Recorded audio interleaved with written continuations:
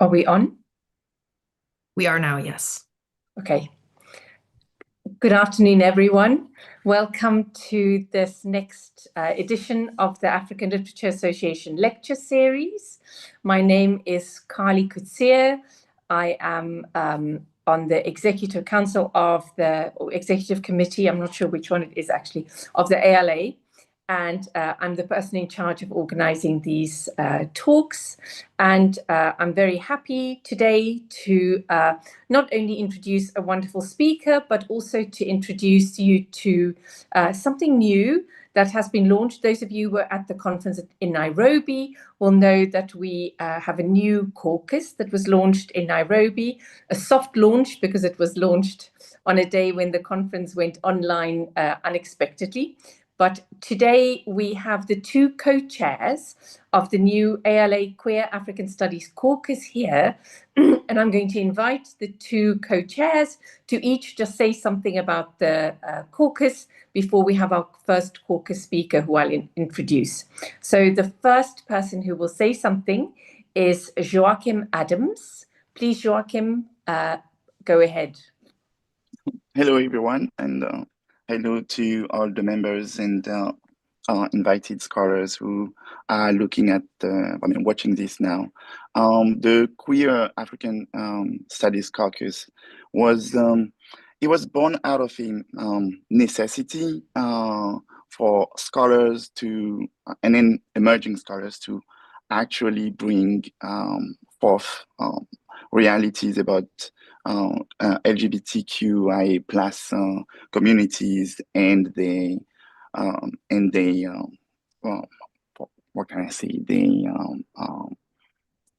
Not resources, but more problems and issues at ALA, and then we wanted to recognize how important those realities, which fields our literature, art, and film, how this is important, and what a space, why we need a space dedicated to this those important subjects. So, like Carli said, we mentioned we had our debut in Kenya. It was a success because a lot of people who really responded to the call when we started to launch this were present either online or in person, which gave us the opportunity to, the reason to very much continue the work that we've started. So we hope that this still continue, and then that the enthusiasm, and then people, among the scholar world, people come and then help us take the caucus a little further. So, yes. Thank you very much, Joachim Adams. And I'll ask William Sperlin to say a few words, please. Yes, thank you very much, and good morning, good afternoon, good evening to everyone, depending where you are. We just wanted to recognize that the ALA does have a history of supporting work in queer African studies. There have been numerous panels and papers over the years. And what we wanted to do was to try to bring together scholars, educators, students, graduate students, writers, activists, and so on, to work in a very inclusive and interdisciplinary space within the ALA. We also wanted to consolidate work and archive work in this area. It's been happening in, bits and pieces here and there and so on. And we wanted to create a space where we could bring it all together, and certainly to archive it. We have a historian on our executive board, so that we can become an identifiable and active space for meaningful and sustained discussion, for spaces for collaboration and exchange and so on. We're very much conscious of the ALA's mission statement, which talks about supporting, quote, the African people's struggle for liberation. And in our view, that must include discussions around gender, and especially around sexuality, to promote the kind of social justice that the ALA envisions. So we're very inclusive. Everyone with an interest or who is researching or working in queer African studies is certainly welcome to join us. And finally, I just wanted to say a couple of things about our plans for the Knoxville. We already mentioned the work that we did in Nairobi. In Knoxville, which is between May 28th and May 30th, we have two sessions that are planned. These are guaranteed slots. One session will be entitled New Horizons in Queer African Literature, Film, and Culture, and that sort of develops, I think, the conference theme. The other panel will be done in collaboration with Wokala, which is the Women's Caucus. And one of the things we wanted to do that is in our foundational materials is to work with other caucuses and see how queer intersects with translation, with women's studies, and with gender studies, with Francophone, and with other areas. And that panel will be entitled Gendered and Queer Articulations of Agency in Contemporary African Media. And we'll also finally have a business meeting at the conference. So those of you who are members and who are attending, please do come. We'll talk about membership, about research and publication projects, about connections to other ALA caucuses, and program planning for 2027. So please do come and join us. So thank you, Carli. And Gibson, it's nice to see you again. I think it's been about 10 or 12 years. And we look forward to the lecture. Thank you. Wonderful. Thank you so much, both of you. What this also does is to sort of lay out how important the caucuses in general are to our association and to the way we built the conference. So the conference program includes dedicated slots for the caucuses. So if you're not a member of a caucus, this is also your opportunity to look at what the caucuses are, what they do, and how to become involved, because you can see that it creates for you a sort of mini family within the conference, as was very clear in Nairobi. One has a gang to run around with, people to spend time with, to go for dinner with. So this is a very good advertisement of what the caucuses can do when they work at their best. Thank you both very much. Thank you for attending and supporting your speaker. I'm delighted to say, as you know from the poster, that the speaker today is Gibson Ncube, and I shall hand over to Megan Fourqurean to introduce Gibson and also to engage him in conversation when he's finished speaking, and then we'll open for questions. Thank you so much, everyone, and we look forward to listening to you, Gibson Ncube. Brilliant. Thank you, Carli.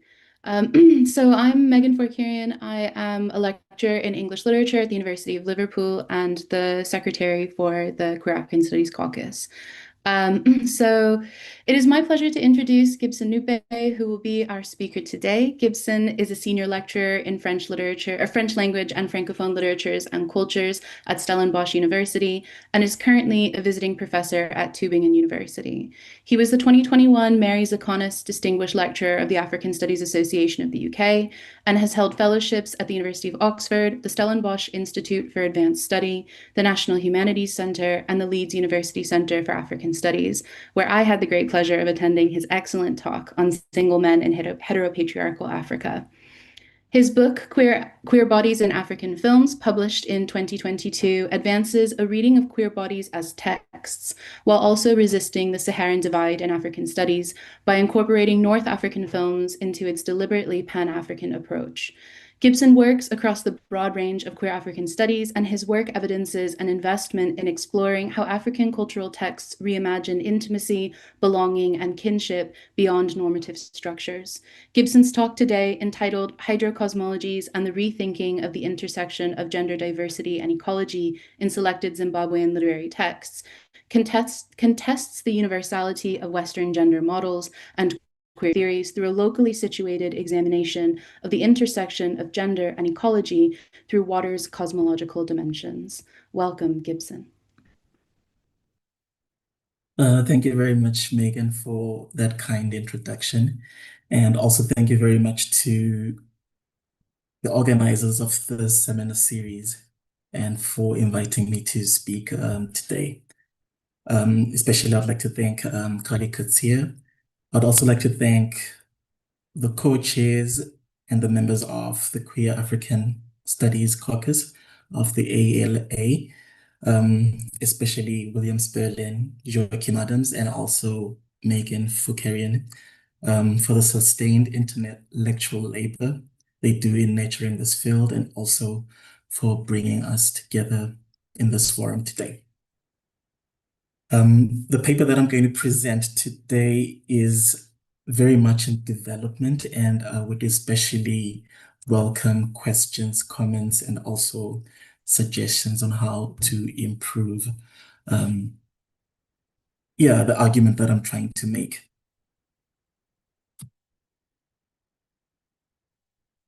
Mermaids.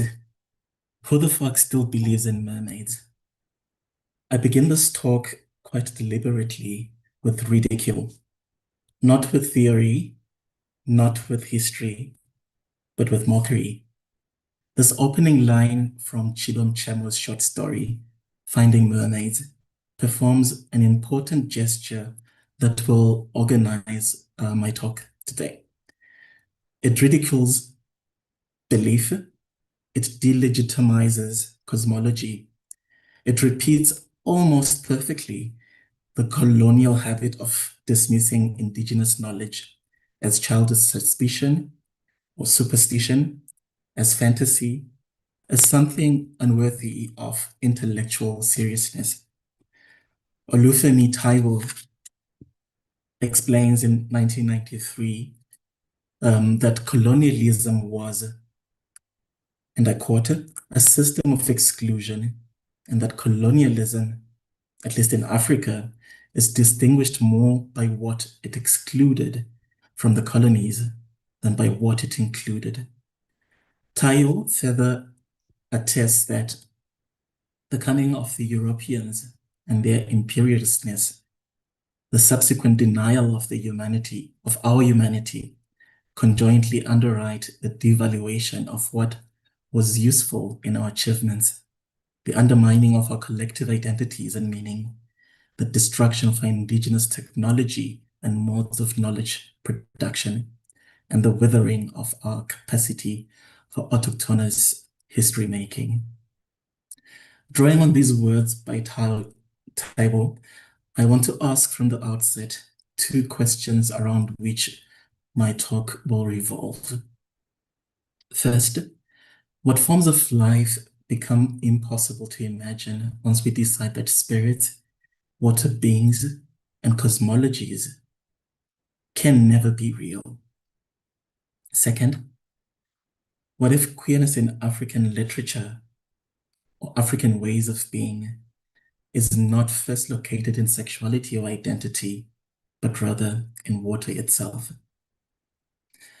This may sound provocative, but I'll suggest today that it is in fact a necessary provocation for thinking and rethinking gender, ecology, and futurity in a moment of planetary crisis. My central claim is threefold.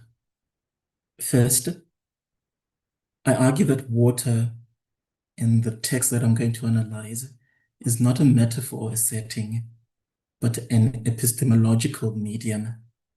It is a substance through which alternative theories of being, of gender, of embodiment, and also survival are articulated. Secondly, that hydrocosmology functions as a decolonial knowledge system that unsettles colonial, anthropocentric, and heteronormative assumptions about what bodies can do, how bodies can relate to other bodies, and also importantly, how bodies reproduce. And third, that queerness in the text that I'm going to analyze does not primarily reside in sexual identity, but in what I call relational embodiment, where leaky or porous bodies, ancestral genders, non-biological reproduction, and also porous boundaries between human and the non-human. So to begin with, I will like to briefly situate the conceptual ground on which I operate. I scaffold my argument on Isabel Hofmeyr's notion of going below the waterline, a formulation that she uses to signal an epistemic shift rather than a metaphorical gesture. Going below the waterline, according to Hofmeyr, is not a metaphor for depth. Rather, it names a commitment to attend to submerged histories, drowned cosmologies, and suppressed ecological ethics that colonial modernity attempted to regulate, drain, forget, or even obfuscate. Colonialism did not only occupy land, it also occupied waters. It dammed rivers, redirected their flows, desacralized springs, and converted living waters into extractable resources. As Carri Brystom and Isabel Hofmeyr argue in their work on what they term hydrocolonialism, water itself became an infrastructure of empire. Graham Hagen and Helen Tiffin point out also in their analysis of what they term ecological imperialism, that the very ideology of colonialism is this one way anthropocentrism and Eurocentrism are inseparable, with the anthropocentrism underlying Eurocentrism being used to justify those means of European colonialism that see indigenous cultures as primitive, less rational, and closer to children, animals, and nature. This critical insight underscores how colonial environmental thought simultaneously dehumanized colonialized people and desacralized their landscapes. It rendered water, land, and the non-human life available for extraction and control. Before I move on to an analysis of the two short stories that I've chosen for this talk, I would like to briefly situate water spirits and water beings in Zimbabwe's cultures. Although Zimbabwe is a landlocked country, its diverse cosmologies and worldviews are profoundly shaped by water. It has many rivers, dams, pools, caves, and rain-making sites that carry deep cultural and spiritual, as well as historical significance. Historian Herbert Ashwanden explains in his book, Karanga Mythology, that such ponds, springs, and swamps sustain the life of the rivers, and they give the vital water. Therefore, such places are regarded as the origin of fertility of nature itself. Also, they safeguard human life and non-human life, and are thus to be especially respected as sacred places. In this way, those bodies of water function in many ways as conduits through which memory, cosmology, and belonging are understood and indeed also transmitted.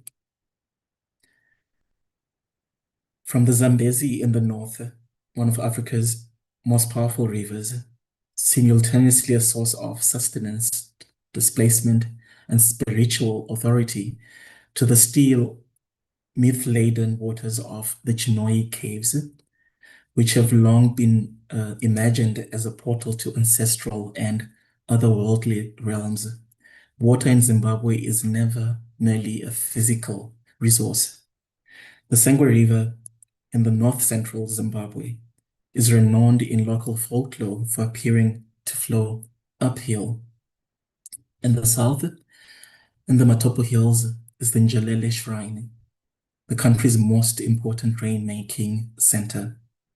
These bodies of water speak of water's role as a site where the material and the metaphysical appear to converge.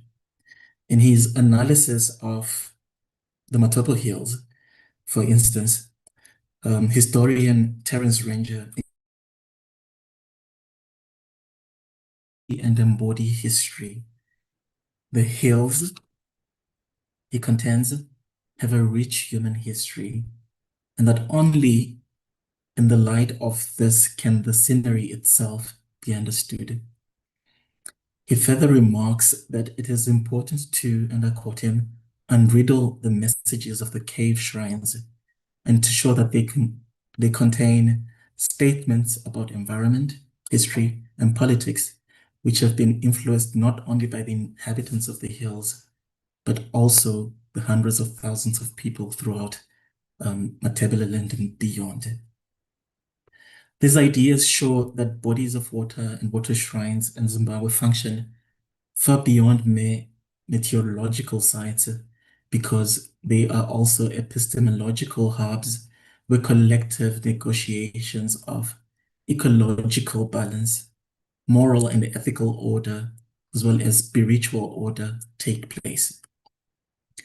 So in this talk, I'll primarily focus on two dominant water figures, the figure of the mermaid called Njuzu in Shona cosmology, and also the figure of Nyami T of the Batonga cosmology.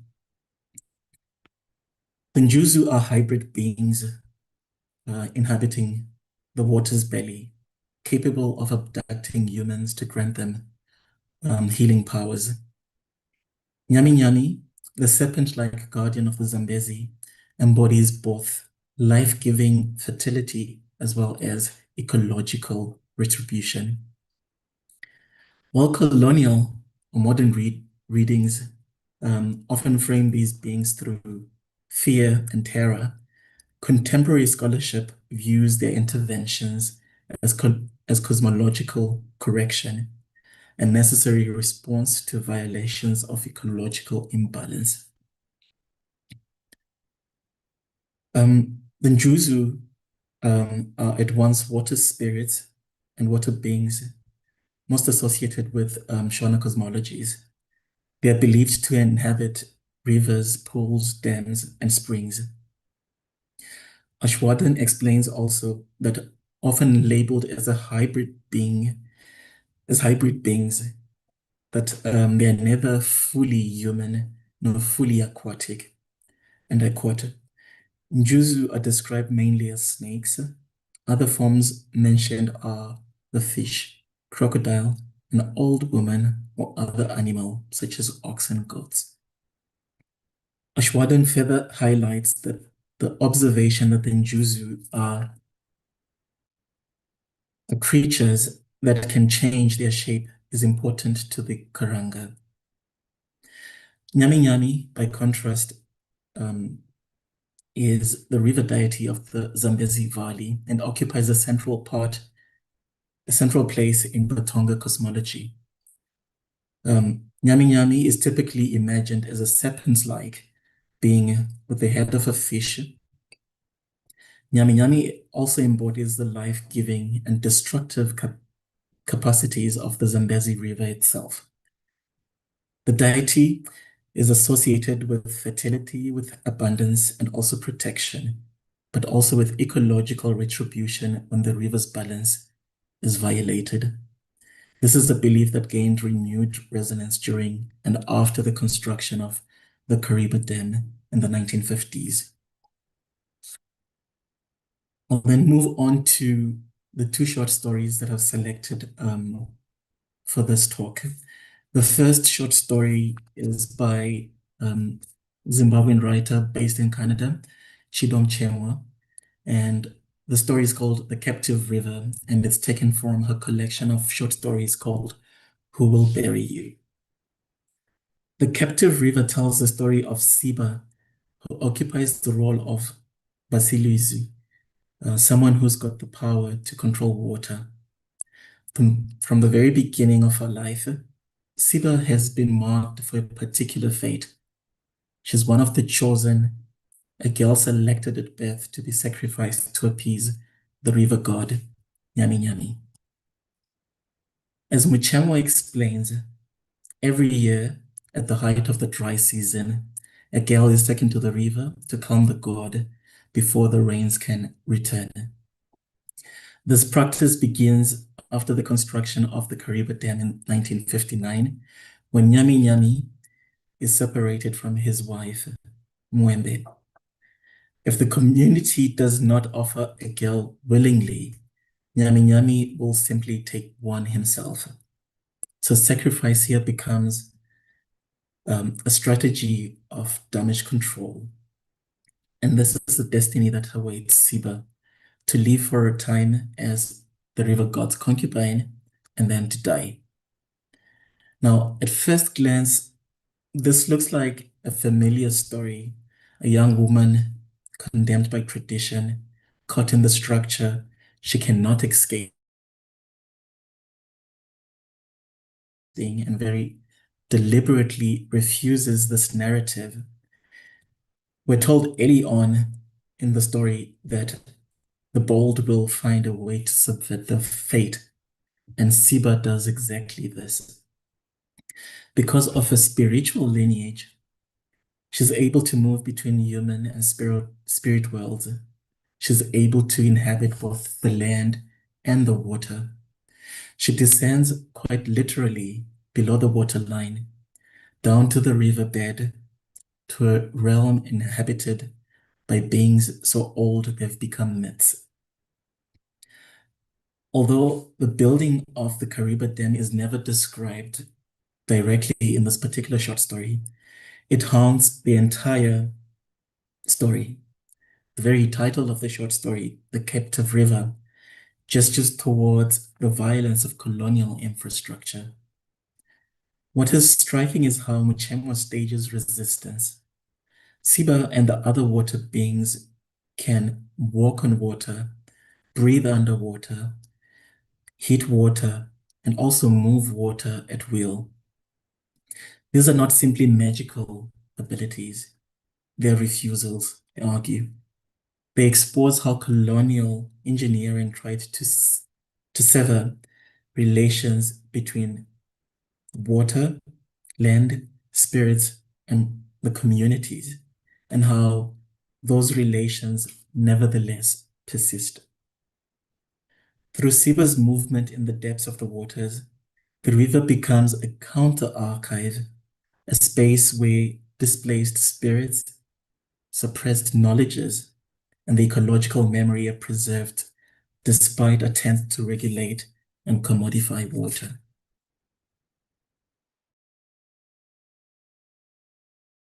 Mission is that it is focused on a very particular task, removing from the dam wall one of Nyami Nyami's discarded fangs, placed there during the building of the dam wall.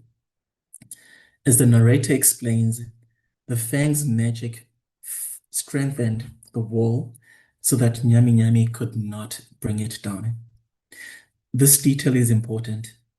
It shows that the dam is not simply a triumph of colonial engineering, but a structure that has been spiritually fortified through the violent appropriation of indigenous cosmological power.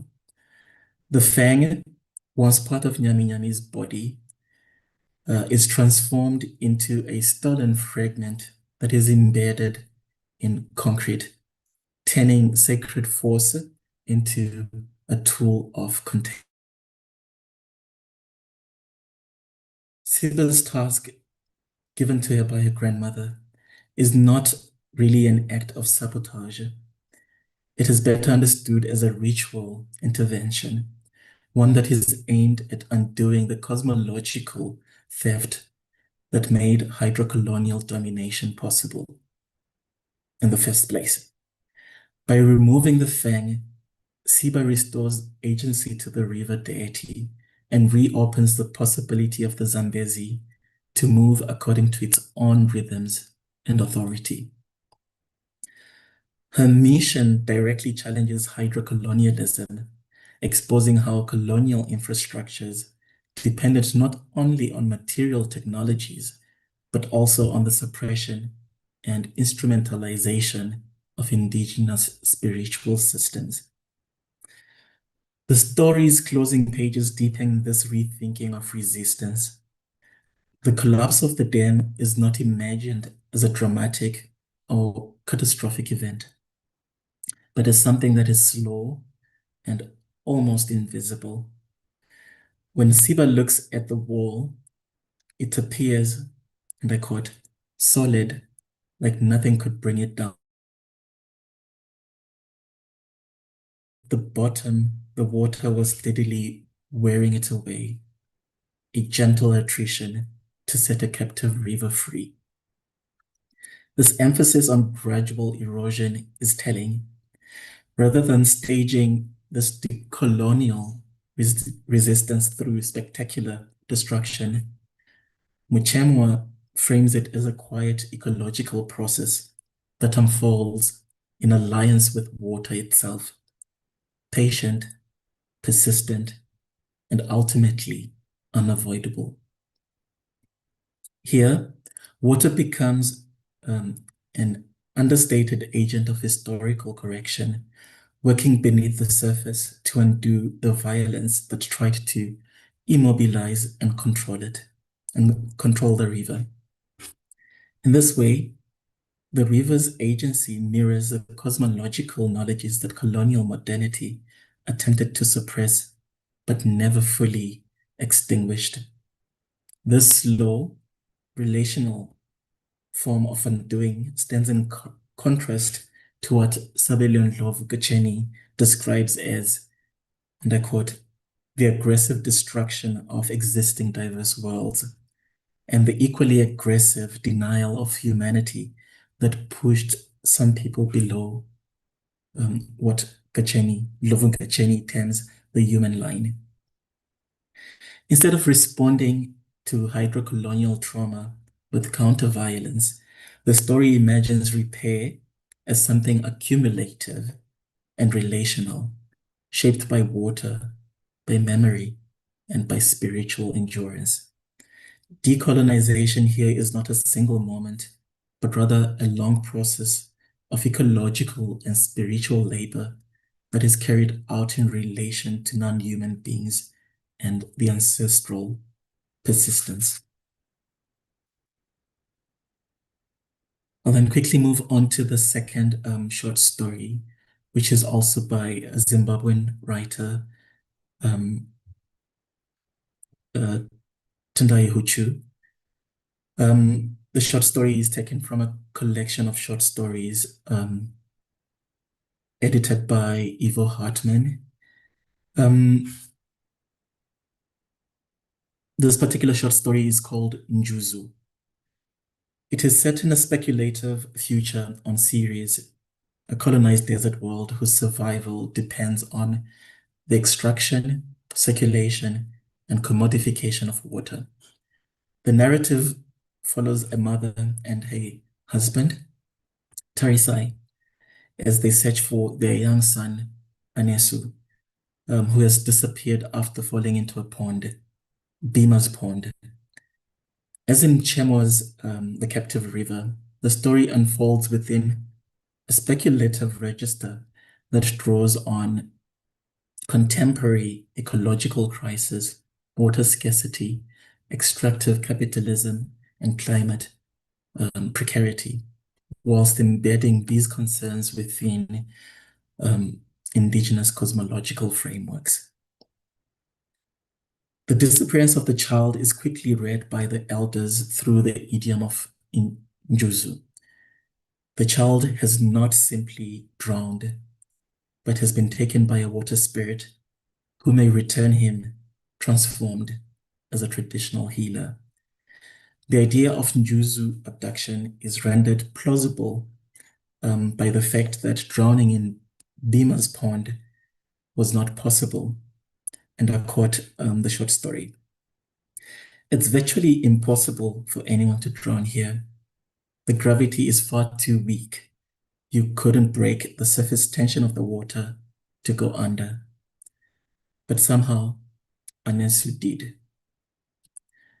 What emerges is a narrative in which futurity, gender diversity, cosmology, and ecology are tightly interwoven, and where water functions as both a life-sustaining force and also a metaphysical threshold.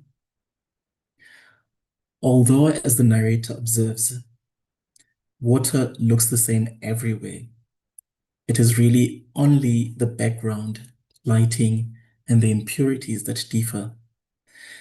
This apparently casual remark speaks to a deeper illusion of universality that often underpins techno-scientific and colonial approaches to nature. On Ceres, rather, Bemis Pond is enclosed within a pressurized dome designed to prevent it from boiling straight into vapor. A striking image of human efforts to discipline ecological forces through infrastructure. Such containment flattens local meanings and cuts water out of the cosmological relations that give it significance. Yet, the short story refuses the fantasy that technology can fully master water. Beneath the controlled surface, the Njuzu continue to dwell. As one of the ancestors tells the community through a medium, Anisu is alive and well in the company of the Njuzu, and the family must not mourn, must make sacrifices, and must follow ritual obligations so that the child may return, a great healer, a seer, a nyanga, endowed with gifts from the spiritual world. This moment foregrounds the Njuzu as mediators between ecological survival, spiritual duty, and futurity. Human life, the story insists, remains accountable to forces that cannot be enclosed or regulated. The persistent presence of the Njuzu reminds us that the modern human life continues beneath and beyond the regimes of extraction, challenging the belief that technological enclosure can erase indigenous water relations or the ethical claims they make on both human and non-human communities. I think where Muchemwa's story does not explicitly address questions of gender, Huchu's Njuzu raises the question of queerness in three interconnected ways, each unsettling normative ideas about gender, about embodiment, and also about being. The first of these centers on the figure of the Njuzu itself. From the outset, the Njuzu resist any stable definition. As Joanna Hood's note, the Njuzu is transgressive and enables the collapse of definitive boundaries of existence, since it is made up of half human and half fish. The narrator of Njuzu echoes this uncertainty, stating, "I never truly knew what a Njuzu was, but the reality is she's neither of these. She simply is what she is." The insistence on fixed identities resist classificatory impulses that seek to stabilize bodies through taxonomies or mythic shorthand. The Njuzu emerges as a hybrid, metamorphic being that collapses the distinction between human and non-human, between the natural and the metaphysical. At this level, queerness unsettles binary logics and exposes the limits of epistemologies that demand coherence and legibility. The second register of queerness that appears in the short story is the figure of Tarisai, the protagonist's husband, whose body is anatomically female but inhabited by the spirit of a male ancestor. As the short story explains, Tarisai hosts the spirit of a man, and so she is a man. This formulation draws on spirit possession traditions in which bodies are leaky or porous sites of spiritual traffic rather than bounded sovereign entities. As Rujeko Dumbuchena observes, In such a context, gender roles are not strictly bound because a female spirit medium can be possessed by a male spirit. Seen this way, Tarisai's embodiment is not a crisis or a contradiction, but part of a cultural logic in which gender is constituted through ancestral authority, ritual legitimacy, and spiritual continuity rather than just biological sex alone. Tarisai's gendered identity is not chosen or performed or claimed in the Western sense of the terms. It is cosmologically authorized. It emerges both as lineage, ritual obligation, and spiritual inhabitation, situating gender within a web of relations that precedes and also exceeds individual agency. Rather than expressing personal identity, Tarisai's gender can be read as being sustained through accountability to ancestors, community, and the modern human world. In this sense, the body becomes not a sovereign container of identity, but rather a site of mediation and continuity, a place where histories, spirits, and futures converge. A third form of queerness unfolds in the story's imagining of how life itself comes into being on series. Death is not treated as a biological inevitability grounded on sexual reproduction, but as a ritualized act of creation that is performed by what the narrator terms the song of life. As the parents sing Ndinowumba, which means I create, they name different body parts from the head to the hands to the feet to the eyes and the penis. The child is quite literally knitted into existence through song, through language, and through shared intention. Creation here, or reproduction rather, is relational rather than naturalized. It involves care, speech, and also collective practice. This queers reproduction itself. Instead of centering heterosexual procreation, the story imagines life as generated through ritual, linguistic, language, and responsibility. Although anatomy is named in this creation of the child, it does not determine identity or destiny. The penis, for instance, does not anchor the child within a fixed gendered future, but functions as only one element among many in the making of a person.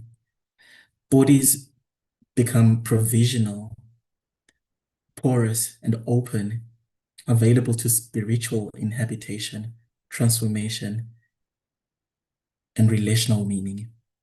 By locating birth in collective utterance rather than biological necessity, the story imagines existence as fundamentally shared across human and the more than human realms. These three registers of queerness that emerge from the short story complete a sustained challenging to heteronormative and anthropocentric logics.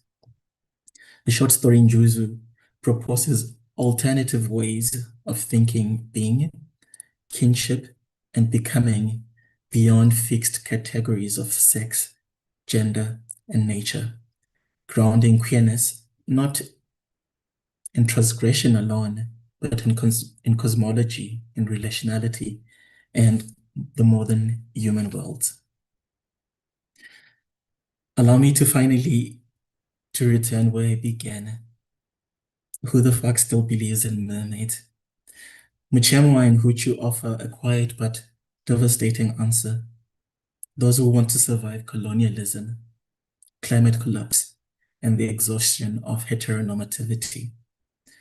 Across their stories, water is neither innocent and never merely symbolic. It does at least four things, I argue. First, it archives colonial violence and restores the histories of dams, displacement, and cut-off cosmologies in its depths. Second, it shelters alternative genders and embodiments, bodies that refuse binary classification, bodies that are inhabited by spirits and ancestors, and bodies that exceed the limits of the human. Third, non-reproductive futures, forms of continuity that do not depend on heterosexual reproduction, on biological lineage, but on healing, repairing, mediation, and also ecological responsibility. And finally, it enables slow decolonial repair, not revolution or spectacle, but rather erosion, seepage, attrition, the patient undoing of colonial infrastructure from below. So perhaps the final provocation that I offer is, in a warming world shaped by drying dams and rivers, by increasing droughts, desalination plants, and planetary extraction, it may not actually be engineers, economists, or politicians who ultimately teach us how to survive, but rather water spirits, aquatic beings, and the indigenous knowledge of water that they embody. Thank you very much.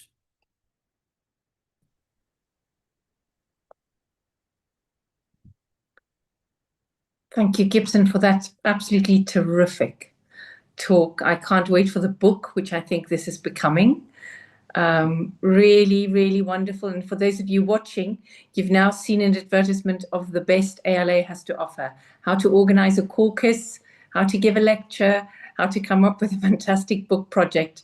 Thank you. This is a really wonderful event today. I am now going to hand over to Megan Fourqurean to lead the question, or I think you're going to respond first, and then we'll have some question time. Thank you very much, Gibson.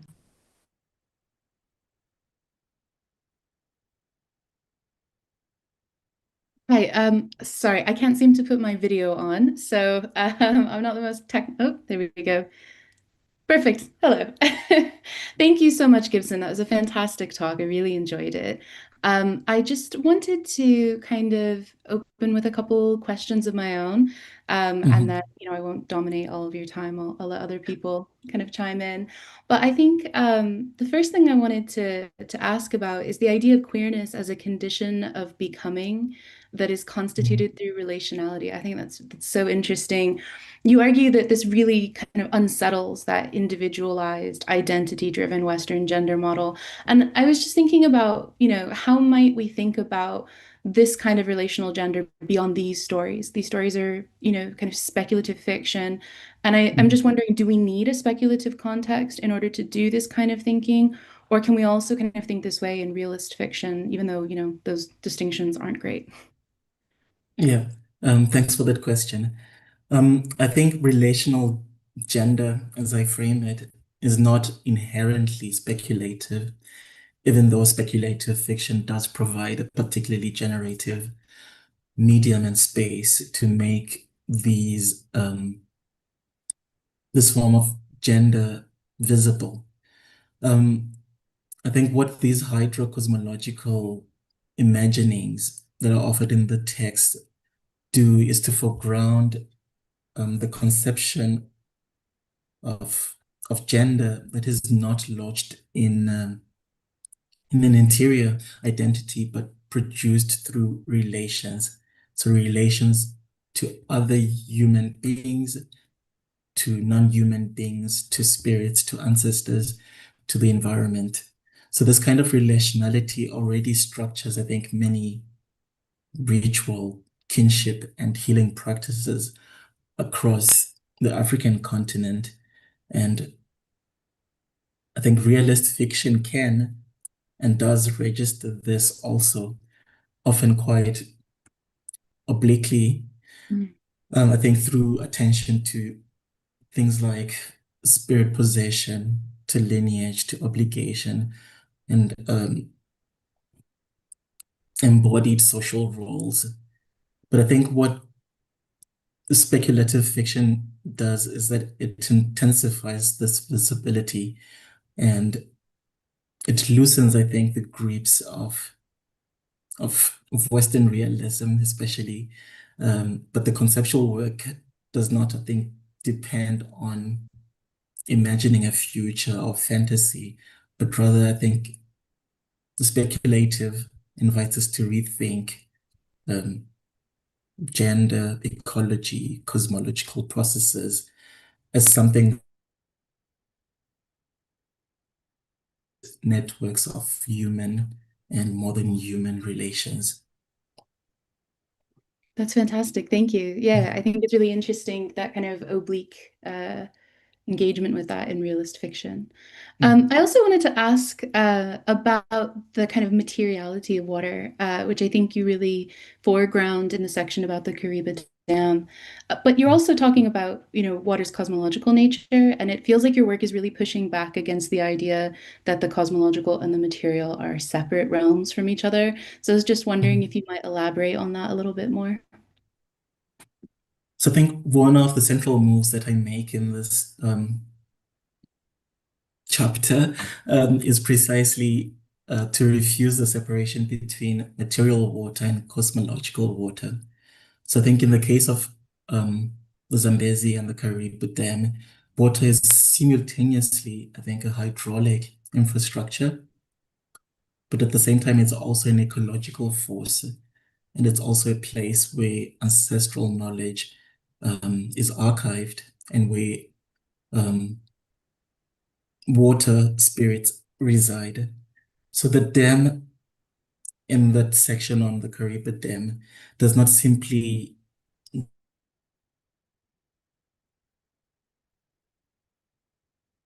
I think it fractures the cosmological orders and displaces the spirits and offers a reconfiguration of the relations between the living and the dead, between the human and the non-human. And I think what emerges from there is a hydro-ontology in which matter and spirit are co-constitutive rather than discrete domains. So I think water carries memory, agency, and ancestral presences I've pointed out. And I think one of the arguments that I make is that such an imagining of water challenges Western epistemologies that confine spirituality to physics. And instead, I propose a world in which ecology, cosmology, and even politics are inseparable. Absolutely. Thank you. That's fascinating. I'll just ask one more question and then I'll open it up to other members who want to speak. So I, as you probably remember, I'm really interested in Mami Wata. I've done quite a lot of research on her, and a lot of your discussion of the Njuzu really reminds me of that, especially the idea of sort of taking people and submerging them, teaching them that kind of esoteric knowledge, and then bringing them back so that they have these skills and these magical abilities and these spiritual abilities to be healers for their community.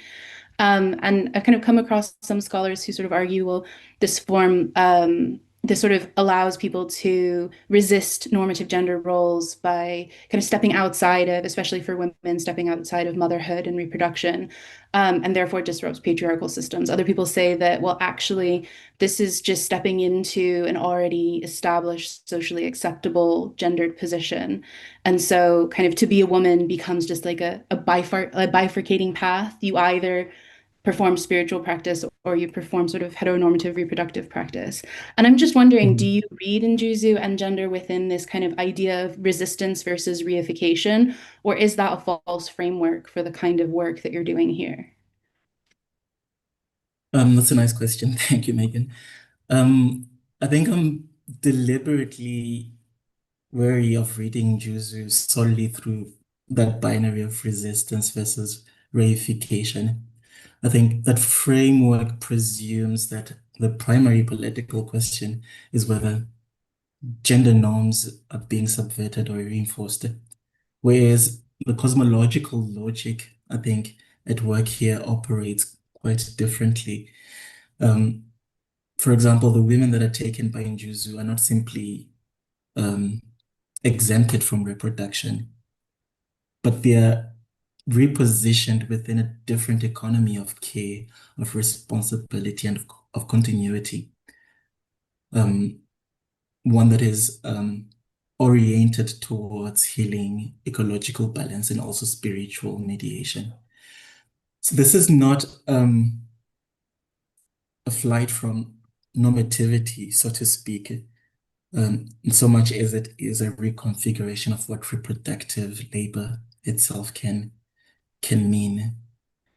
Rather, I think bifurcating womanhood into motherhood versus service, I think the text suggests a more capacious ontology in which reproduction includes sustaining worlds, repairing relations between humans and the environment, and I think mediating different realms.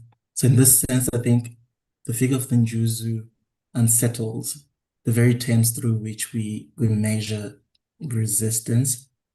And I think it shifts the question from subversion of patriarchy to alternative grammars and vocabularies of gendered value and social reproduction. That's lovely. Thank you so much. I will step back for a moment and, allow other people to ask any questions they'd like. Thank you, Megan. There's a comment in the, which is similar to what Megan has just said about Mommy Water. Someone is saying it's shocking how these ideas are the same in Nigeria. Is it the same everywhere? Does it run across Africa in the same way? I don't know if you've done any of this kind of comparative thinking, Gibson, if you want to say something about that. Or do you want to take a few questions? How do you want to do it? I see Joachim's hand is also up.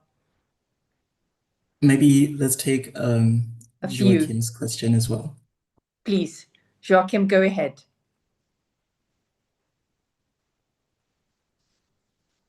Oh, thank you so much for this rich presentation. I connected to it very early on when you mentioned your claims, especially like birth, when you went through ritual birth, through like sound reminded. It reminded me of where Leaking's work, Elle sera de jaspe et de corail. It's in this novel, it's a song, poem, poetry, novel work. She uses also ritual aesthetic to imagine like futurity and social creation, like you mentioned, as a collective and performative rather than just reproductive.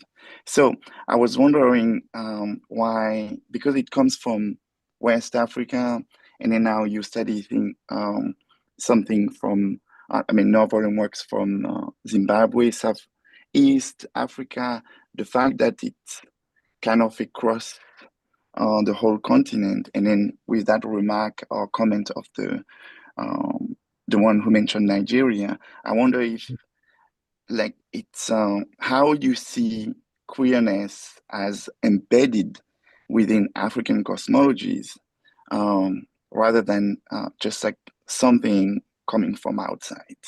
Like, what are your thoughts on that? Mhm. Thank you very much, Quite a Joaquin. big question. Very. Um, First, to talk about the question of Mami Bota. So I think I actually, in this book, there's another chapter where I analyze the figure of Mami Bota and also what that figure makes possible, I think, in West African cosmologies, and yeah, obviously engage with your work, Megan. And I think there's similar ideas throughout the continent that show us the emergence of such water or aquatic beings and how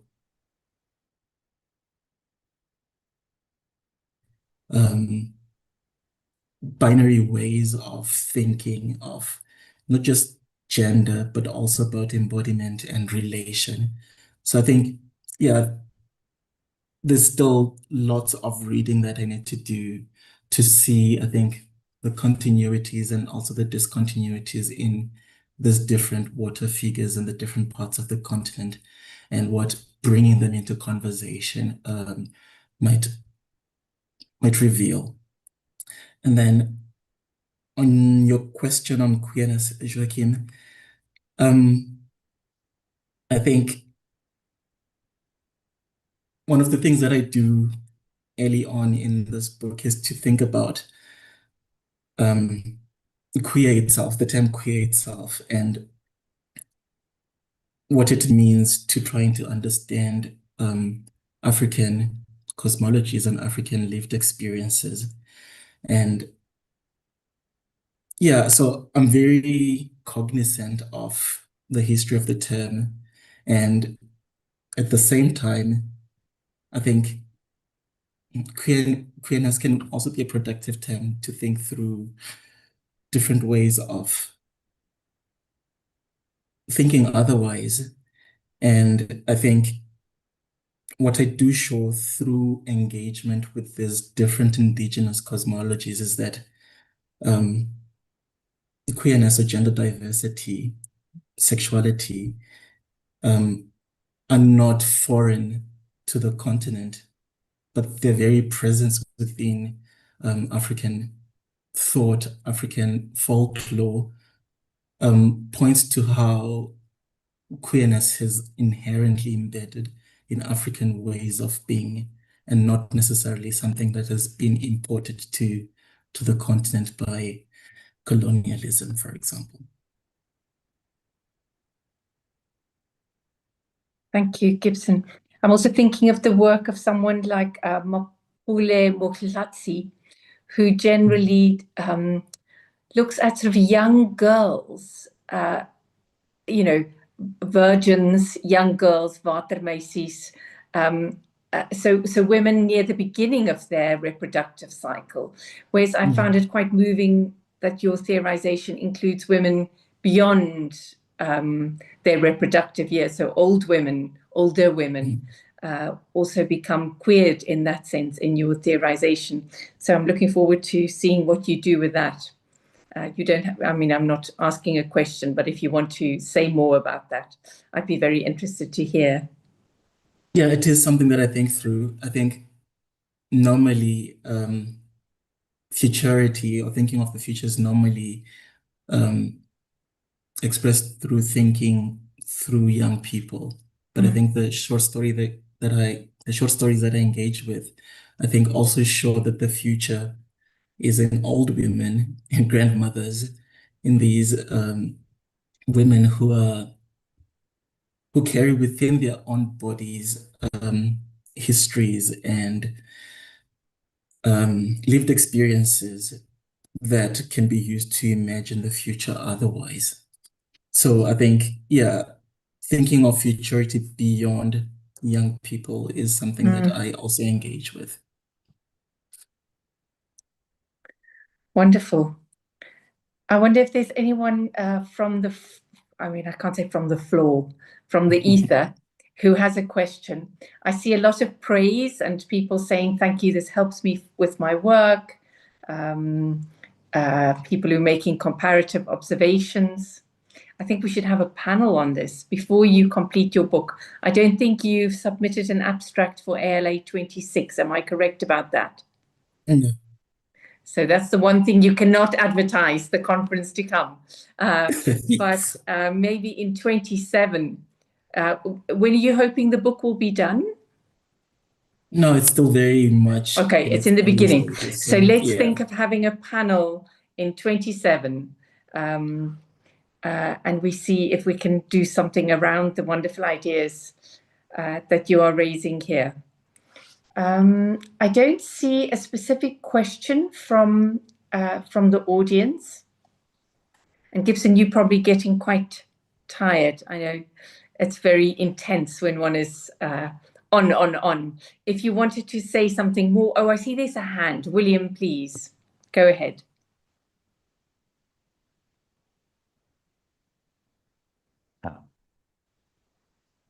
Oh, sorry, I was just trying to unmute myself. Can you hear me now? We can. Yes. I'm good. Well, and I just think in terms of what Carli said, it would be very good to have a panel or perhaps even a keynote in 2027 on this topic. I think which would also bring, queer African studies more to the forefront, but that's just my suggestion. But thank you, Gibson, for such a wonderful lecture. And I just was overcome how wonderful it was in terms of presenting a very genuine African theory of queerness that is based in or coming out of, if that's the right word, indigenous knowledge, indigenous cosmologies, indigenous mythologies, and so on. Colonial history is certainly there. And you mentioned the suppression and instrumentalization of indigenous knowledge, and of course, the questioning of heteronormative and Western assumptions. But it's not just about a mere opposition to the West, which you see in a lot of queer African work, this sort of pushback theory, because you're focused more on what is genuinely, or how queerness is genuinely embedded in African culture and cosmologies and so on. So it was very refreshing in that sense. I was just wondering, I was very struck by what you said. You mentioned several times the idea of the waterline.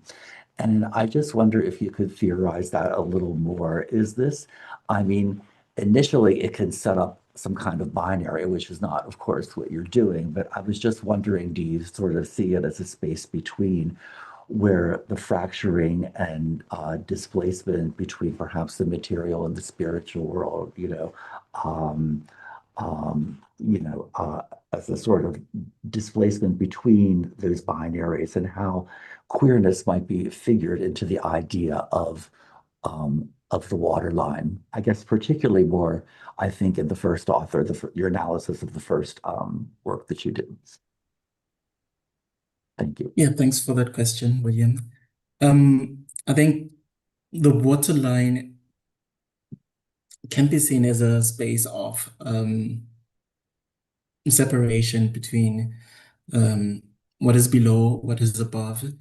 And what I try to do in this chapter is to not see that as a binary, but seeing the below and the above as related to each other and as co-constituting one another, and how what happens above the water relates to what happens below the water, and how there's a constant movement between the different levels of the waterline. So yeah, I try to think beyond just the binary and the divisions of what happens above and below the water, to imagine what it might look like when we consider what happens above, what happens on the land, to the beings that inhabit those spaces and how they relate to the beings that live above the waterline, And yeah, I was interested in how those two spaces come into dialogue and how they queer the very idea of binary through what I call relationality in this chapter. Yeah, so the relational, so they're co-constitutive. It's a back and forth kind of movement Yeah. between rather than two separate realms. Yep. Exactly, yeah. Thank you.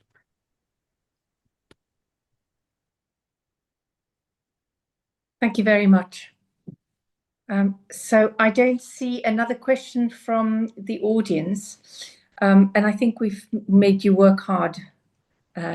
Gibson, thank you for a fantastic lecture.